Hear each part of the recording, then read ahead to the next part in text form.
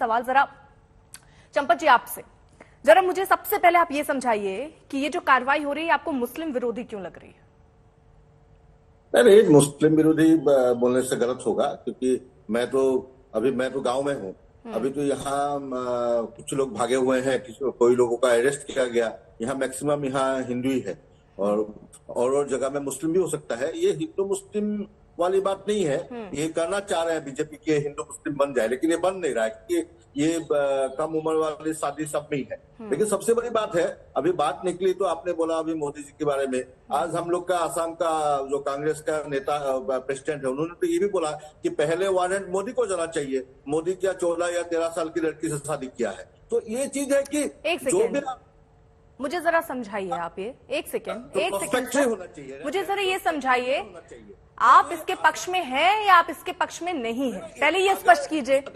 अगर कार्रवाई के पक्ष में है, मैं तो बाल विवाह के विपक्ष में हूँ। हाँ। अगर बाल विवाह तो ये सरकार का अच्छा कदम है या अच्छा कदम नहीं है, बताइए। आप मोदी का विरोध पे कार्रवाई होने सर कहाँ आप चले गए? जरा वापस आ जाइए। मैं पूछ रही हूँ कि कार्रवाई होनी चाहिए या नहीं होनी चाहिए। बाल विवाह में हूँ मैं, और यहाँ कहा गया कि नरेंद्र मोदी ने कोई 13-14 साल की लड़की से शादी की, तो उन पे कार्रवाई होना चाहिए कि नहीं होना चाहिए? इस पक्ष में आप है कि नहीं है? ठीक है, हो गया सर। अब आप ये जरा बताइए कि आप यहाँ सवाल पूछने आए हैं कि जवाब देने आए हैं? फिर उस तरीके से नहीं, इस तरीके से फिर चर्चा बढ़ाई जाए। अगर आप ये तय करके आए कि आप मुझसे सवाल पूछेंगे और आप सवाल लिखकर लाए हो पूछने के लिए, तो वो बताइए। और अगर आप जवाब देने के लिए प्रवक्ता के तौर पर आए तो मेरे सवाल को सुनिए और उसका जवाब दीजिए।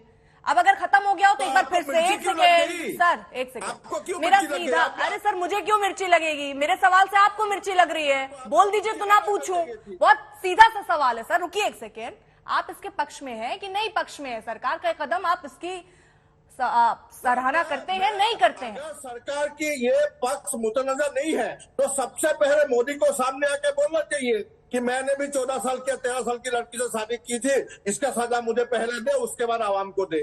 अगर कार्रवाई की बात है तो पहला कार्रवाई तो उन पे होना चाहिए ना। ठीक है, सुन लिया। अब ये जरा बताइए कि जो कार्रवाई अभी असम में हो रही है वो होनी चाहिए कि नहीं होनी चाहिए? नहीं, होनी चाहिए, लेकिन इसमें भेदभाव नहीं होनी चाहिए। ठीक है, इसमें भेदभाव नहीं होना चाहिए।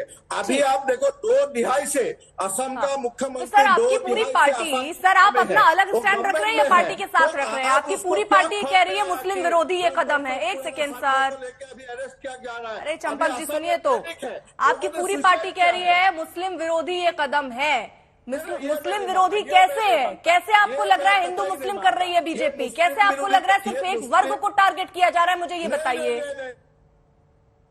कह रहा है तो गलत कह रहा है, लेकिन ये चाह रहे हैं कि ये हिंदू मुस्लिम बने, लेकिन ये बना नहीं पा रहे हैं, क्योंकि यहाँ हिंदू भी चपेट पे आया है, मुसलमान भी चपेट पे आया है, लेकिन आपका जो कार्रवाई का ढंग है ये गलत है। ठीक है, आसिम वकार साहब, आपको क्या लग रहा है इस कार्रवाई पर? देखिए,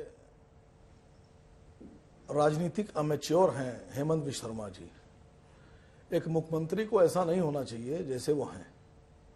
भाई आपके यहाँ आपने जो कानून आज बनाया है तो उसका इम्प्लीमेंटेशन अब होगा। आज के बाद से, आज कानून बनाया आपने, अब कल से अगर कोई कानून तोड़ता है तो आप उसके खिलाफ कार्रवाई कीजिए। ठीक है, ये तो मैंने पहला मुख्यमंत्री देखा है, पहला आदमी देखा है जो कानून बना देता है और फिर उसके बाद में जो पहले से लोग, आपका कानून तो था नहीं आसाम में, तो अगर लोगों की शादियां हुई हैं, बहुत से लोगों की शादियां बहुत पहले हुई हैं, उनके बच्चे भी होंगे, आपने लड़कों को, मर्दों को आपने जेल भेज दिया।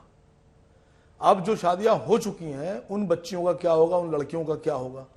सरकार ने कोई ऐसा प्राविधान अपने कानून में किया है कि अगर वो उनके हस्बैंड को जेल भेज रहे हैं तो उन बच्चियों का खर्चा कौन चलाएगा?